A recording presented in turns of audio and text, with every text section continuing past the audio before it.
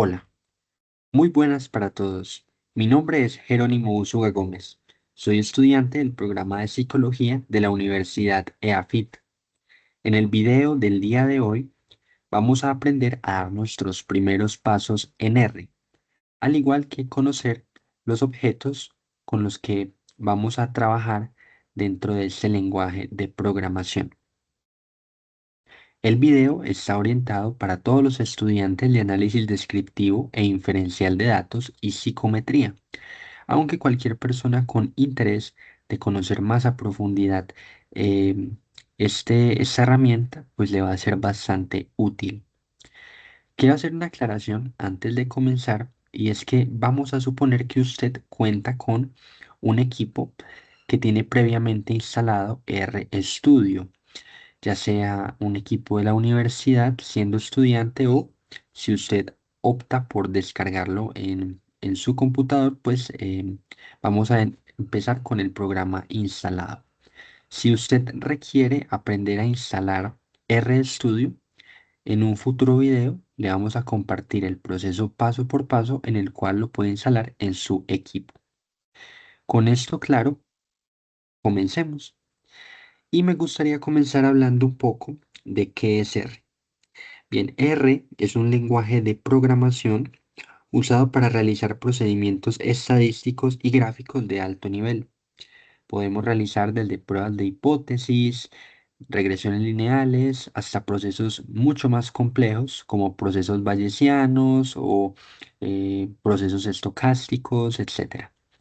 En psicología, nos adherimos al análisis de constructos psicológicos que van desde la personalidad hasta la identificación de rasgos latentes, como puede ser la autoeficacia, incluso la ansiedad, la depresión, un largo etcétera. R nos va a permitir realizar todos estos análisis y hacer un manejo adecuado de la información para poder tomar decisiones en nuestro campo de estudio.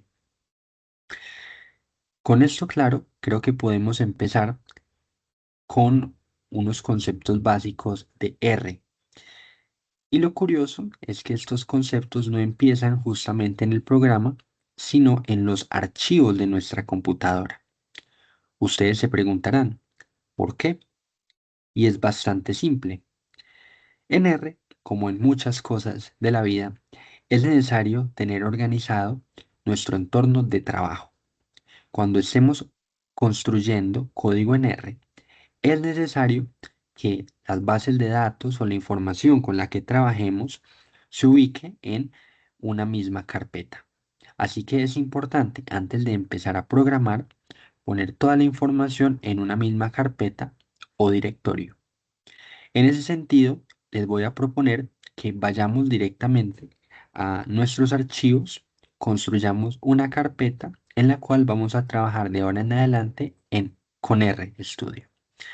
Entonces vamos a ir aquí a nuestros archivos, vamos a seleccionar un lugar en el que deseemos guardar nuestro directorio. En mi caso lo voy a hacer acá en desktop. Y voy a seleccionar la opción New o Nuevo, en mi caso está en inglés, y voy a crear una carpeta o folder y le voy a poner el nombre que yo quiero. En mi caso le voy a poner primer directorio R.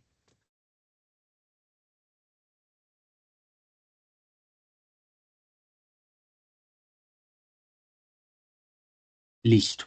Ya hemos creado em, nuestro directorio y aquí es donde vamos a trabajar todos nuestros programas en R. Con esto claro, vamos a abrir el programa.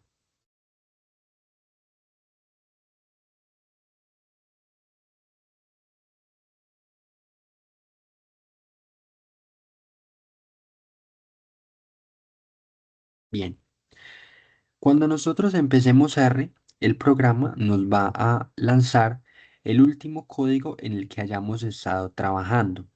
Como queremos empezar desde cero y utilizar nuestro nuevo directorio, nos vamos a dirigir a la esquina superior derecha y seleccionar la opción que dice Project. Cuando estemos en Project le daremos a Nuevo proyecto o New Project. Una vez acá, nos dará tres opciones: nuevo directorio, directorio existente y versión de control. Como ya hemos creado nuestro directorio, le daremos a directorio existente. Y para buscarlo lo podemos escribir acá o más fácilmente le damos a la opción Browse. Vamos al lugar donde la habíamos guardado, primer directorio R, le damos a abrir y finalmente crear proyecto.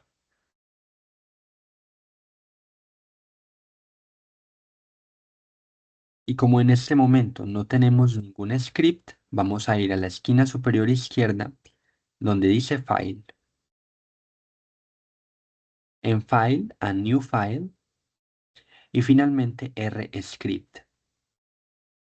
De esta manera tenemos nuestro entorno de trabajo organizado, lo cual nos va a permitir comprender mucho mejor la información que necesitemos.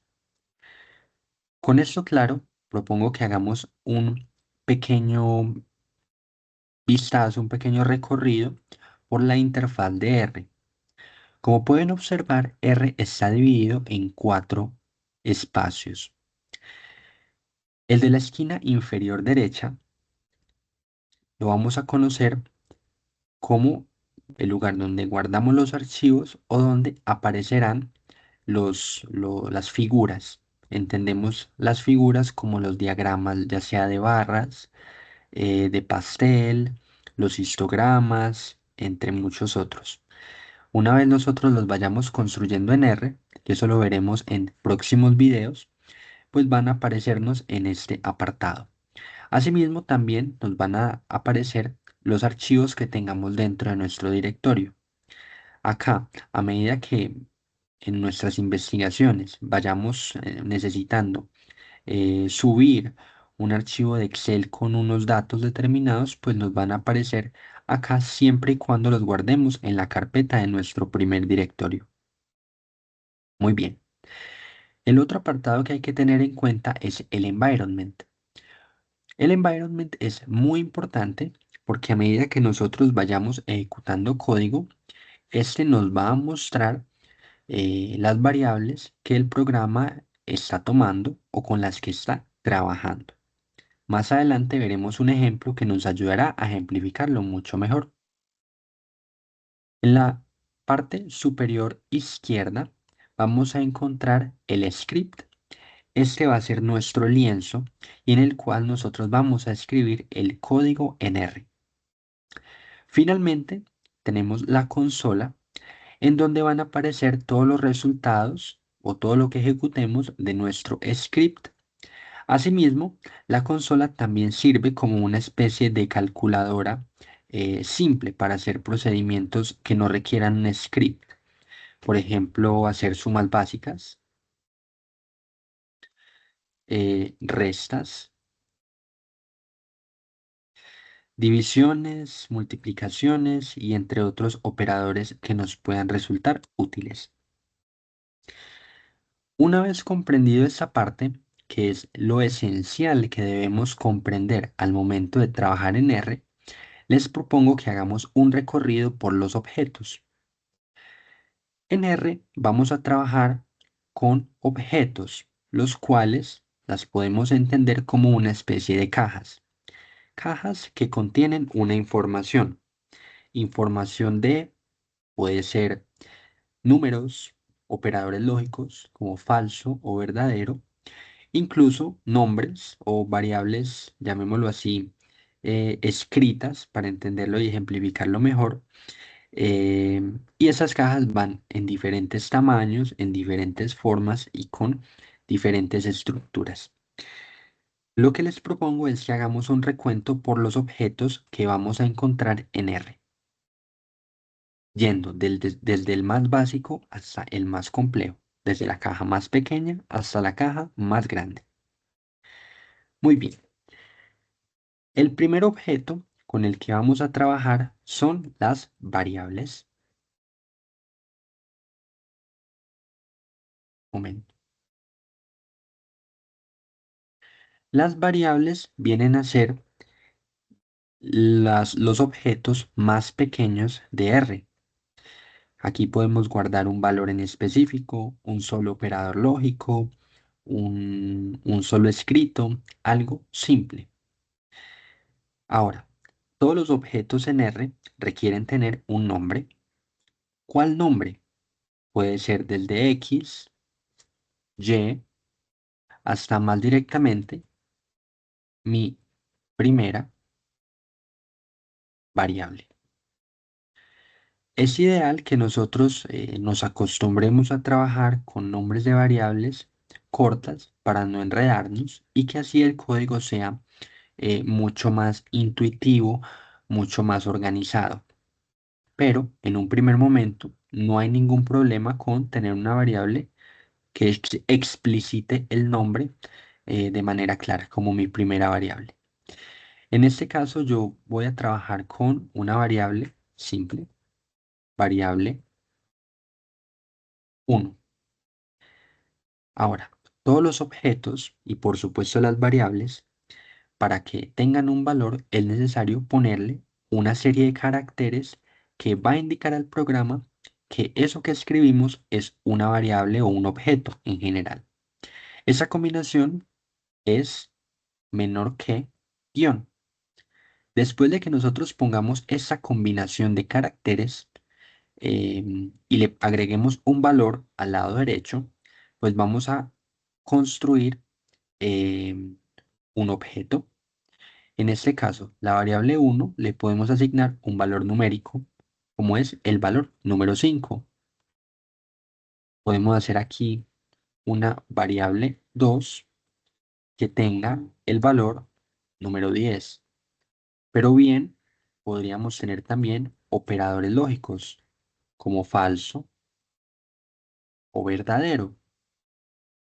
Podemos también tener una variable con un valor escrito, como Juan y Carla. Ay, perdón, y Carla. Las variables pueden tener estos elementos. Para facilidad de nuestro tutorial, voy a dejarlo con valores numéricos.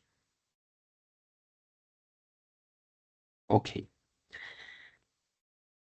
Después de haber construido nuestras variables, es necesario que nosotros las ejecutemos para que aparezcan en nuestro environment.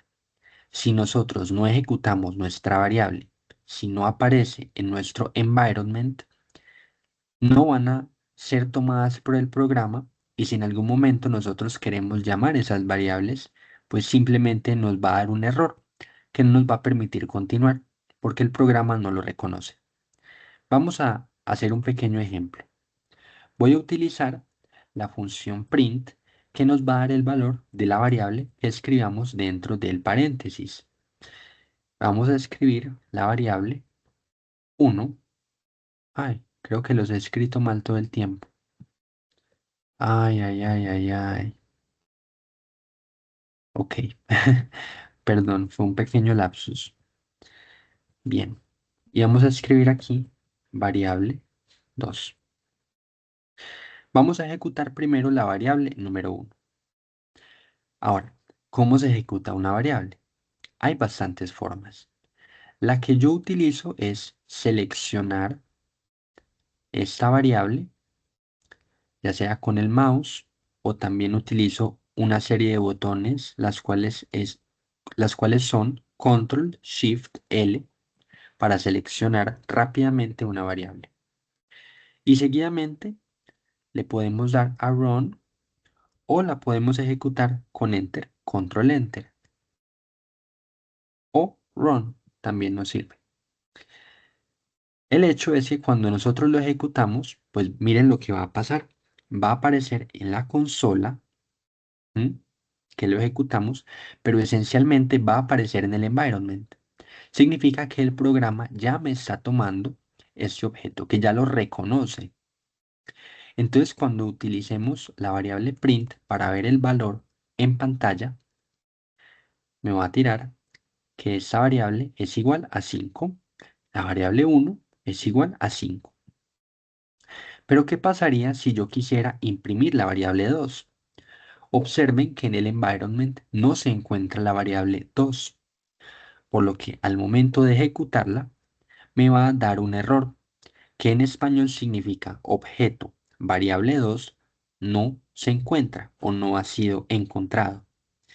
Es por eso que cada vez que nosotros empecemos a trabajar nuestro código en R, vayamos ejecutando las variables una por una hasta que aparezcan en nuestro environment y podamos trabajar con ellas. Una vez ejecutado, me aparece en nuestro environment. Y finalmente, cuando la ejecuto, me da el valor previsto, que es igual a 10. Este es nuestro primer objeto, el más básico, que puede tener diferentes valores. Vamos a pasar ahora a otro tipo de objetos que lo podemos entender como una cajita un poco más grande, en donde caben más valores, múltiples valores de hecho. Y este objeto se llama vector.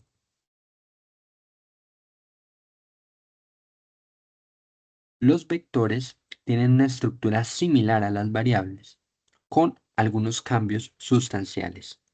Vamos a llamar, bueno, voy a comentar esto acá. Cuando uno comenta el código en R, aparece un numeral. Este numeral hace que si yo quiero ejecutar esto, pues no me va a dar ningún valor. Esto lo hago para que nos concentremos y podamos organizar mucho mejor nuestro código. Ahora, algo que se me olvidó comentarles es que en la medida que nosotros vayamos ejecutando código y las variables se empiecen o empiecen a ser menos relevantes, pues podemos hacer que el environment se limpie. ¿Cómo? Con esa escoba le daremos clic y finalmente yes para que nuestro environment quede completamente limpio. Con esto él ya no reconoce los anteriores objetos y queda limpio em, para para otra ejecución. Lo mismo puedo hacer con la consola. Ustedes ven que de vez en cuando desaparecen unos valores. Yo lo estoy haciendo adrede. Estoy colocando control L y control L, así sin tocar nada, limpia nuestra consola. Eso nos permite tener como una mayor visibilidad del código que vamos ejecutando. Bien, ahora vamos con los vectores. Los vectores habíamos dicho que tienen una estructura similar a las variables. Entonces vamos a escribir acá nuestro vector 1 y este vector 1, perdón, me equivoqué. Este vector 1 va a tener una serie de valores. En un primer momento podríamos pensar que simplemente podemos escribir los valores 2, 3, 6, 9. Esto es un error, ya que el programa no nos lo va a tomar de manera adecuada, por lo que es importante que cuando escribamos nuestro vector pongamos una C y seguidamente unos paréntesis. A partir de ahí ya podemos agregar los valores que nos vayan llamando la atención para nuestro vector. En este caso voy a poner valores escritos para entenderlo mejor. Entonces lo voy a poner siempre que queramos poner un valor escrito, como un nombre de una ciudad, un color, lo ponemos entre comillas. Entonces yo voy a poner acá algunos nombres.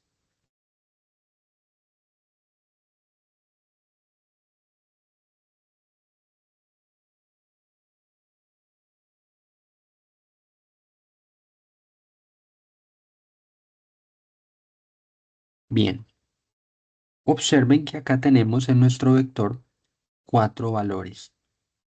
Juan, Camila, John y Sofía. Son nombres de personas y la estructura es muy similar. Vamos primero a ejecutar el código.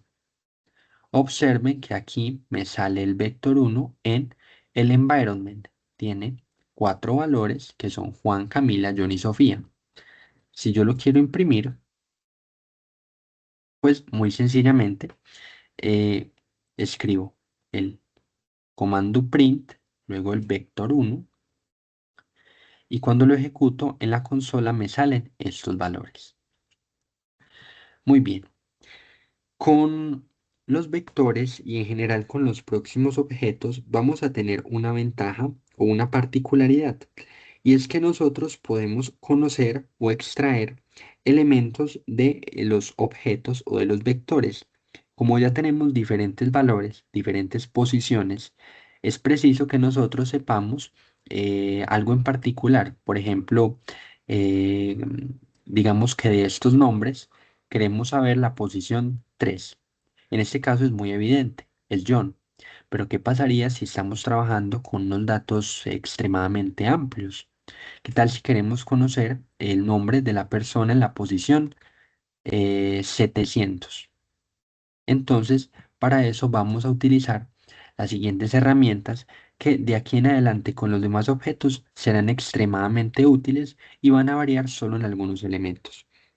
Entonces, si nosotros queremos extraer la posición número 3 de este vector, escribimos vector 1 y esta vez entre llaves vamos a escribir la posición que queremos conocer, que en este caso es la posición número 3. Una vez ejecutado el código, nos va a devolver que el nombre de la persona en la posición número 3 es John. También podemos hacer otro tipo de trucos con estos elementos. Podemos pedirle que me devuelva todos los nombres exceptuando el de la posición número 4.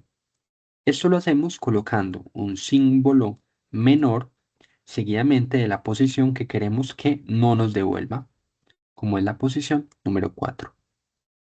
Una vez ejecutado, nos da los valores Juan, Camila, John, pero falta Sofía, porque decidimos eliminarla. Podemos pedirle también que nos devuelva una serie de valores en específico. Por ejemplo, queremos que nos devuelva el 1 y el 3, la posición 1 y la posición 3. Entonces vamos a colocar como si estuviéramos definiendo el vector de nuevo. C, un paréntesis y las posiciones que queremos que nos dé, 1 y 3. Una vez ejecutado nos dará la posición 1 y la posición 3. Juan y John. Podemos hacer exactamente lo contrario. Podemos pedirle que nos devuelva todas, exceptuando la posición 1 y 3, que nos dará Camila y Sofía. Aquí estuvimos haciendo un manejo de el vector para extraer elementos particulares. Vuelvo y digo, cuando estemos trabajando con amplios volúmenes de información, es necesario que nosotros comprendamos o al menos sepamos hallar algún elemento particular de nuestro interés. Voy a comentar este código porque ya vamos a pasar a nuestro siguiente objeto. El siguiente objeto, eh, honestamente, no es muy usado en nuestros análisis, pero como estamos haciendo un recorrido general de todos los objetos, pues me parece importante rememorarlo. Y este objeto es la matriz. La matriz. ¿Por qué digo que no es muy usado? Porque es muy numérico y naturalmente nosotros no dependemos tanto de matrices numéricas, tenemos unos datos, exportamos esos datos, hacemos las inferencias a partir de esos datos y en el caso de las matrices pues a veces es un poco limitado, pero pueden servir, ¿no? No estamos acá menospreciando este objeto, solo que no suele ser muy común. Pero bueno, igual nos podemos encontrar con él en algún momento. Bien, vamos a escribir, a definir nuestra matriz. Se va a llamar matriz 1 y la vamos a definir como objeto. Ahora, ¿cuál es la forma en que nosotros podemos construir una matriz? Muy simple. Nosotros vamos a escribir seguidamente de haber definido nuestro objeto, vamos a escribir el comando matriz, matrix. Qué buena película. Bueno, antes de seleccionar este objeto, quiero que se fijen en el recuadro amarillo que aparece. Generalmente con R nos van a aparecer estos recuadros para indicarnos cómo funciona esa función, valga la redundancia.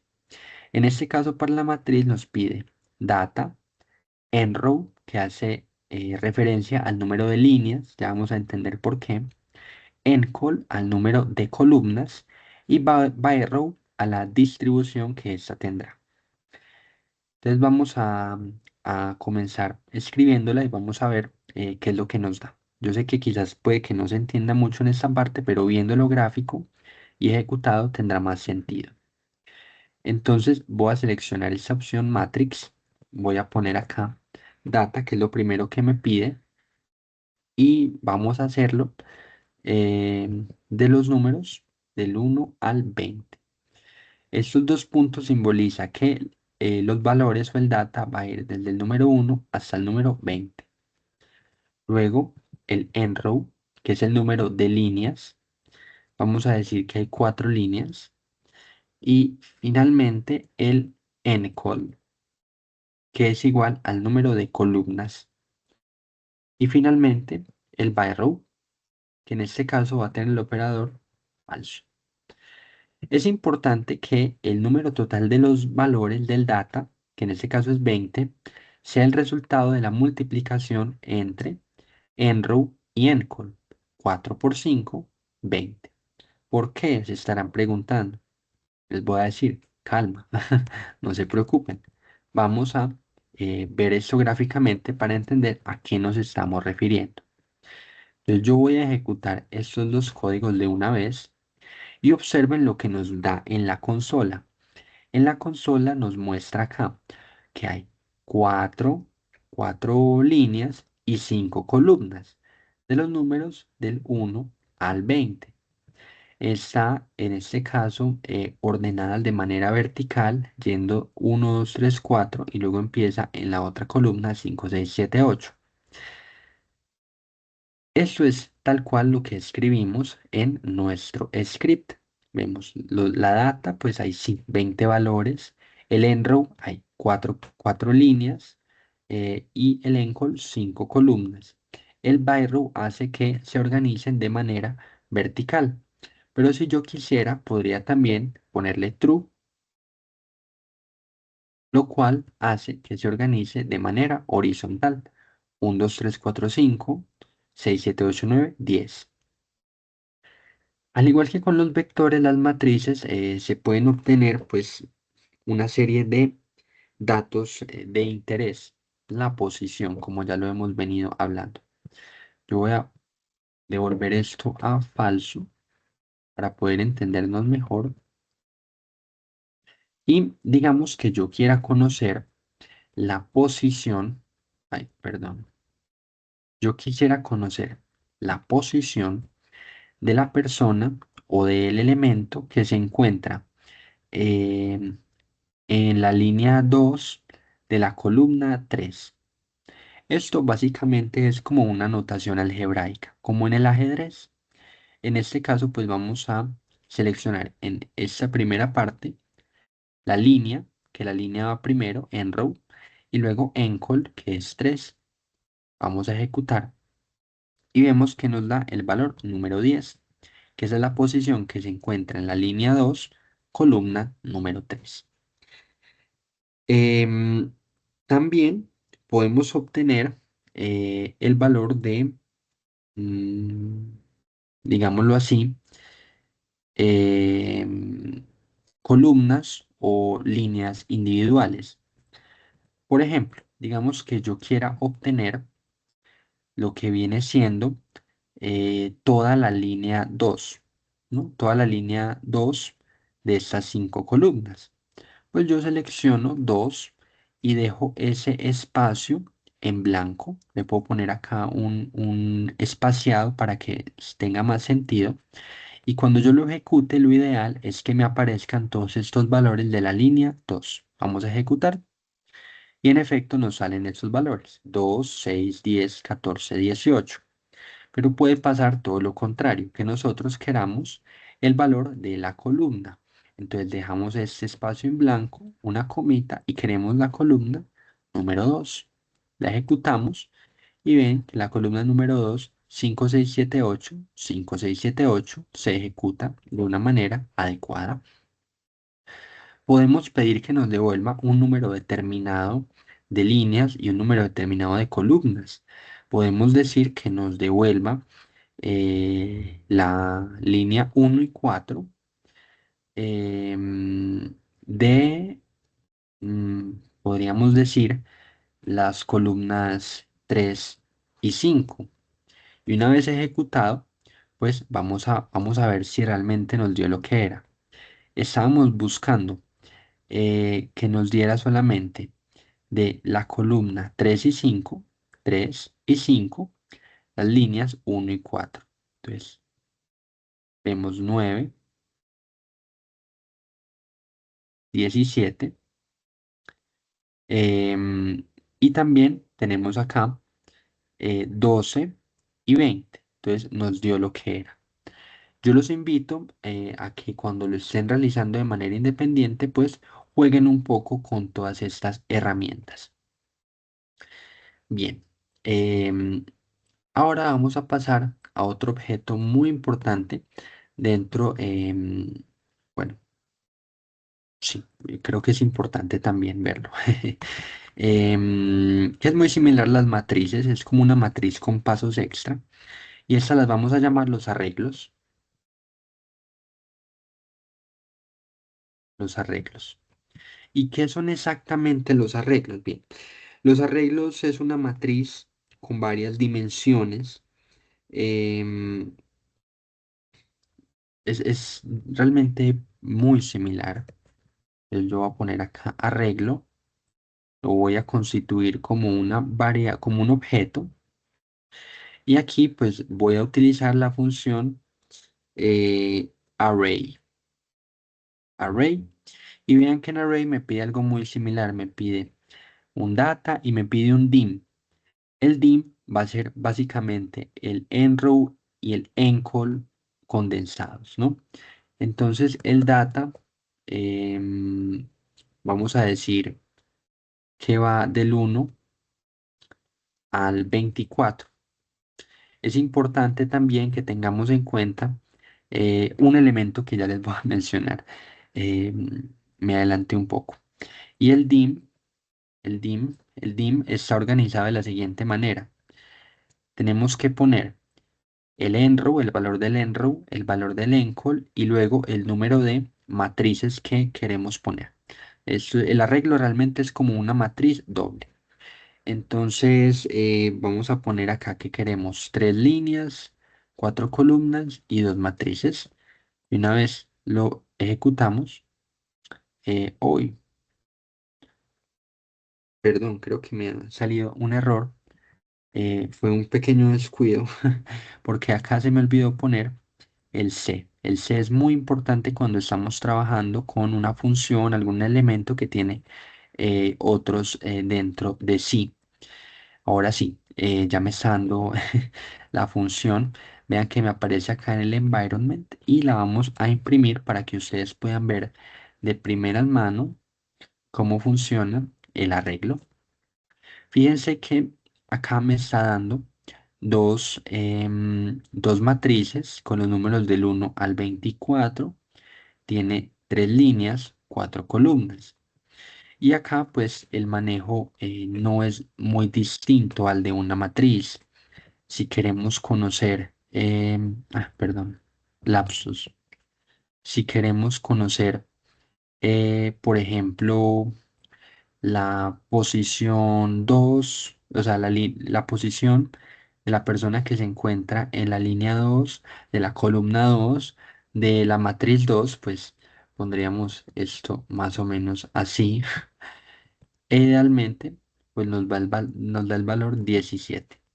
podemos jugar de una manera muy similar que lo hicimos con las matrices, así que no me voy a detener mucho. Ese es un ejercicio que les propongo, que jueguen, que inventen, que hagan matrices grandes, matrices pequeñas, que les devuelva un valor en específico. En esta parte la pueden tomar como una especie de práctica. Bien. Em, Voy rápido en esta parte de los arreglos y las matrices porque realmente no es algo que se suela usar mucho o no tanto en comparación a los próximos elementos que sí tienen una incidencia mayor más adelante cuando veamos más en profundidad cómo se trabajan con tablas de frecuencia, pues estos temas que vienen son la base fundamental de todo el trabajo con frecuencias, la construcción de tablas y por supuesto la construcción de gráficos. Y me estoy refiriendo al marco de datos o el famoso data frame. Vamos a escribir aquí marco de datos. Y el marco de datos es algo muy particular. Es muy particular porque lo que permite es agrupar vectores con información diferente. Puede ser numérica, alfanumérica, lógica. Ya vamos a ver. Y para empezar con el marco de datos, pues es muy curioso porque tenemos que construir unas variables. Por ejemplo, unas variables que puedan ser nombres. Esto va a ser un vector, como ya lo hemos visto. Vamos a poner el nombre Juan, el nombre Peranito, Peranita, eh, Tilín, em, digamos que con 5. Démonos un número. Pongamos acá Hugo, Hugo, ¿no? Tenemos también otra variable que le vamos a poner notas. Esas notas, esa variable notas, que es un vector también, va a tener valores numéricos. Por ejemplo, digamos que Juan sacó 2, Peranito sacó 3,5, Peranita sacó 4,5, Tilín sacó 1 y Hugo sacó 4,6, ¿no? Mm, bien, acá dense cuenta que estamos teniendo el mismo número de valores en cada una de las variables. Puede ser el caso de que en una haya más valores que en otro, pero generalmente cuando estamos trabajando con individuos o con pruebas, pues es muy extraño, muy poco usual que una persona en la que nos estemos concentrando, midiendo, haciendo una prueba, pues falte por algún indicador, ¿no? Pero igual puede dar el caso de que no lo tenga, ¿no? Aquí por curiosidad, no sé, puedo poner que no se sabe el nombre de la persona y es NA. Es un operador lógico, puede entrar en cualquier tipo de variable. Así yo tengo acá nombres, puedo poner NA que es un indicador de que no hay nada. En notas puedo poner NA, en operadores lógicos puedo poner NA. Y eso no nos va a afectar como tal nuestro análisis. Y finalmente vamos a poner acá la variable si pasó, sí, como pasó o no pasó el curso.